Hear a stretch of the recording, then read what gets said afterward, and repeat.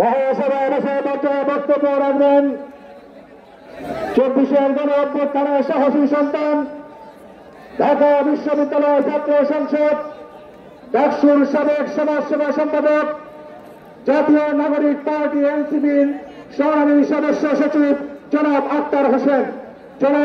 আক্তার হোসেন।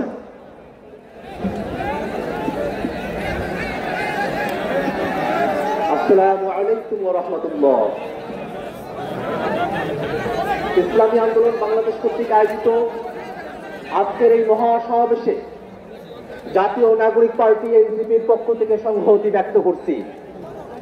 সুপ্রিয় উপস্থিতি, হাজার হাজার মানুষ জীবন দিয়ে, হাজার হাজার মানুষ রক্ত দিয়ে পূর্বে যে সিস্টেমে, পূর্বে যে ব্যবস্থায় বাংলাদেশ পরিচালিত হয়েছে, তেমন স্বৈরাচারী, তেমন দুর্নীতিবাদ সিস্টেমের মধ্য দিয়ে বাংলাদেশকে সামনে পরিচালিত করা হবে এমন আশাবাদ আমাদের কারণে ছিল না।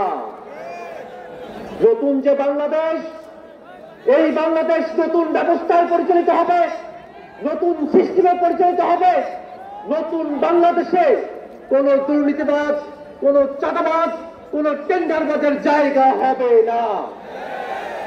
সুপ্রিয় উপস্থিতি, দীর্ঘ সময় ধরে বাংলাদেশ যে মুজিববাদী সংবিধান দিয়ে পরিচালিত হয়েছে, সেই মুজিববাদী সংবিধান বাংলাদেশে আর চলতে পারে না। নতুন সংবিধান প্রণয়নের জন্য অবশ্যই বাংলাদেশে গণপরিষদ নির্বাচন আয়োজন করতে হবে। সুপ্রিয় উপস্থিতি, বাংলাদেশে দুইটি পার্লামেন্টের কথা বলা হয়েছে, উচ্চ কক্ষ এবং নিম্ন কক্ষ।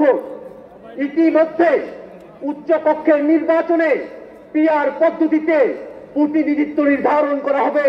এই দাবির পক্ষে জাতীয় নাগরিক পার্টি এনসিপি সহ বাংলাদেশের প্রায় সকল রাজনৈতিক দল একমত হয়েছে।